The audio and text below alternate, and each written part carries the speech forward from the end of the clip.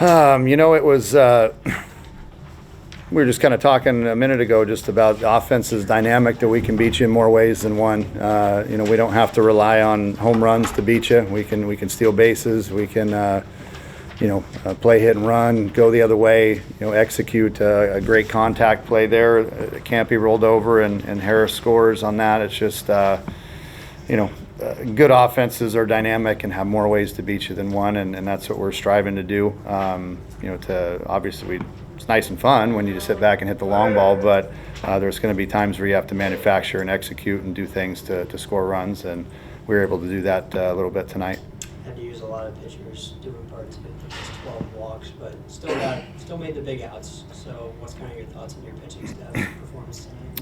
I'll start with the positives. Adam Behrens, hats off to him again. Just great job going out and sticking to his guns and throwing his game.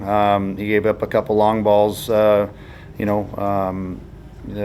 Culpepper kid can swing the bat a little bit, and we had plans to just pound him in all day, and he made an adjustment and got one. And I'm like, hey, good, make it fun. I mean, he had to hit the crap out of that ball, so it's like, get your money's worth. Sit there and watch it. Cool, right? So, and then he bounced right back and does his thing. So, great job, great start from him. We're going to keep lengthening him out. I think that's a phenomenal role for him to, I could see him knocking on the door, being, somewhere in the rotation at some point in time. He's, I just like how he goes about his work, and that's great. The other guys showed flashes, but it didn't sustain a lot. I was really excited with Matt Cornelius and Ryan Schieffer. Both threw the ball outstanding in tough situations that they came into, and then, how about Matty Teeting? Coming in with 2-0 count and the sacks juice, go ahead run. I'm like, I just told him, you're the one guy that can handle this situation, so go get him, and he, didn't disappoint. So I was proud of Matty for how he did that. But some of the other guys, hey, we knew there's going to be some growing pains, but on the other hand, they got to grow up a little bit. And it's time for them to understand that we can't go out and walk 4 guys in an inning. That's just unacceptable. And I'm not going down that road again. And they need to understand that we surpassed our walk total from the whole weekend in one game, and we got lucky. Because that usually comes back to bite you, but we found a way to still get the win, which is rather impressive given the circumstances, and facing their Friday night guy and their closer, and we were still able to get a win off them, using our midweek. It's pretty good. Used a lot of arms tonight with the 4-game series coming up. What's kind of the bullpen's availability for that? I mean, everybody that threw tonight out of the pen will be fresh and ready to go. We didn't overextend anybody. The highest pitch total was Carlone.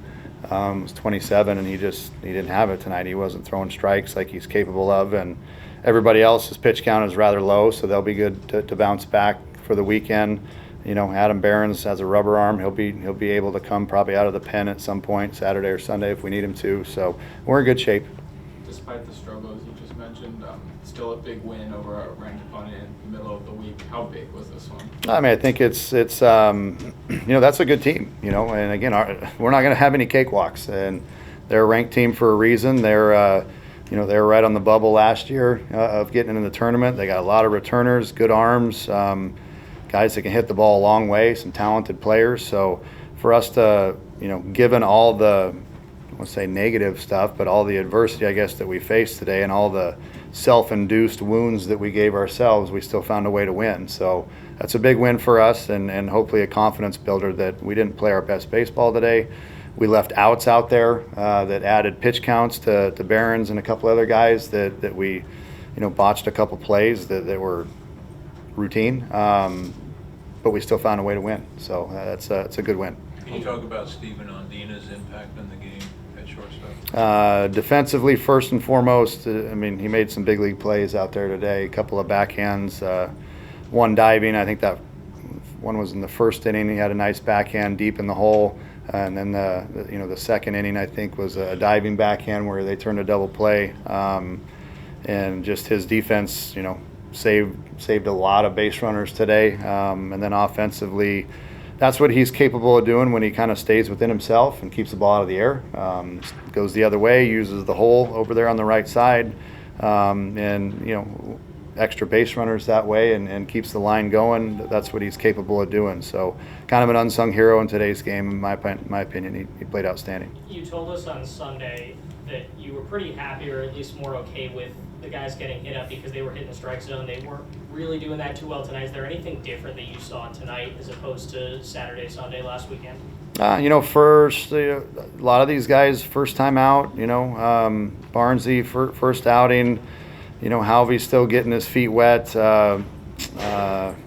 Matt Cornelius didn't, I don't know if he didn't walk anybody, but, Carlone still, these guys are young, they're inexperienced still, but the expectations are way higher than that. So they understand that, and they heard about it afterwards. But at the end of the day, good teams pick each other up when they need to be picked up, and so we'll try to build on it and take the positives away from it and get better on the things we need to work on. Is that a little bit also of kind of just continuing to play college baseball that they'll learn those kind of things? I hope so. I hope they learn it sooner than later, because I'm going to end up with no hair if that's the case. So, but they understand it. They just have to do a better job executing. How valuable are these kinds of games where you can get to see a lot of different guys in high leverage situations? Obviously with Schiefer, Cornelius, and Teeding, with some big strikeouts, bases loaded, to the evaluation process of figuring out the guys who you can really trust throughout the season. Well, I mean, that's the challenge that we have as a coaching staff right now. Is we have a lot of capable arms, but guys that we haven't seen when the lights come on, and so it's going to be a continuous evaluation of who can get it done and who can't. And ultimately we'll whittle it down to our top 10 or 12 arms, and that's who we'll go with. But a lot of people say, well, that's not the fall and spring. Is that what that's for? Well, yeah, inter squads are a little bit different than when the lights come on for real. So we have to find out who's capable of making those adjustments, and who we really trust in those high leverage situations to come in and get outs for us. So the Carlone and Cornelius and Schiefer opened my eyes a little bit today. They did outstanding in big situations.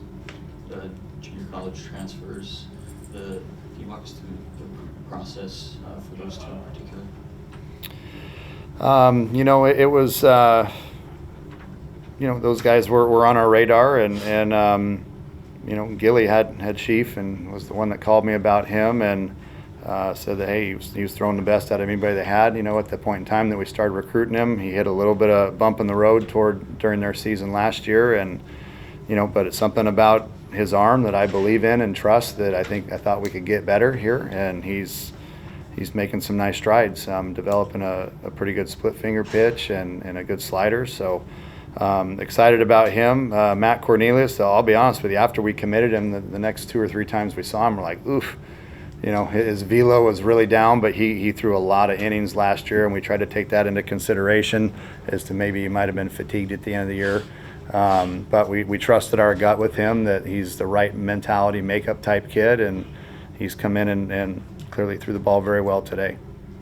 Isaiah Jackson had another 2-hit performance, 3 RBIs tonight. He just spoke to us about his balance and his approach at the plate, but I'm wondering, what have you seen out of him compared from last season to this season?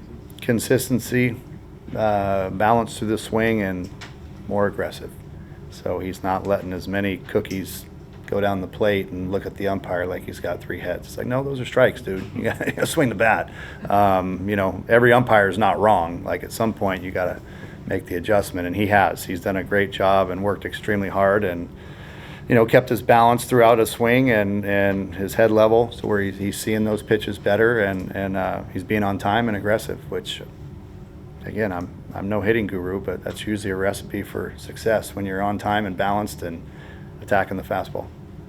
With Steven being a late pickup, had you looked at him before the process of you then having to go find another shortstop, or was that more like a very sort of expedited thing? No, it was the situation we got left. It was very expedited. We weren't anticipating having to go out and get a shortstop, but you guys all know what happened. So it was one of those things we had to go find the best guy available at that point in time, and you know, we got a call from contact in Florida, say, hey, this kid can really play defense, and I think there's more in there offensively if you guys can get it out of him. And you know, we watched a bunch of film on him and said, yeah, this kid can play, you know, a little bit. He's twitchy and can really, you know, if we can calm him down and get him to make the routine plays, he's got a chance to be pretty dang good. And you know, did a fine job, you know, where he was before. But I think that was a situation he wanted to try a new scenery, and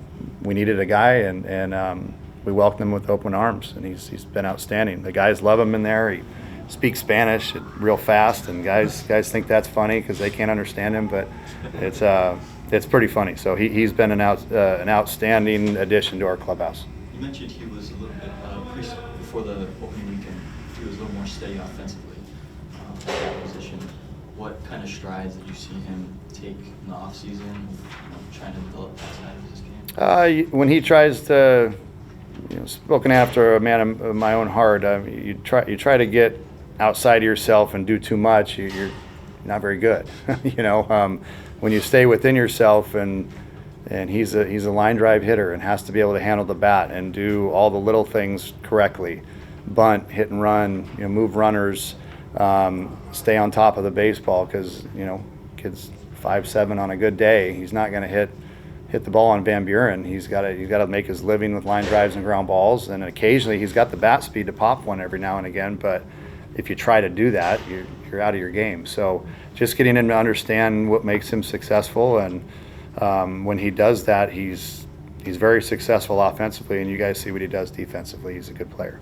Heard that Pat Last Murphy question, has guys. been kind of around the team a little bit with the Brewers in spring training. How's he been, like, kind of an influence here at the clubhouse? Murph? Yeah. Murph's always, you know, he's a huge mentor for me, and will always be a huge part of my life as long as I'm here and in this seat. He's always going to be influential and a mentor and someone I go to for advice. And you know, I just am extremely blessed to have played for him and learned from him, and now get a chance to call him a friend and have that mentorship, you know, that I can go to at times, because God knows I need to.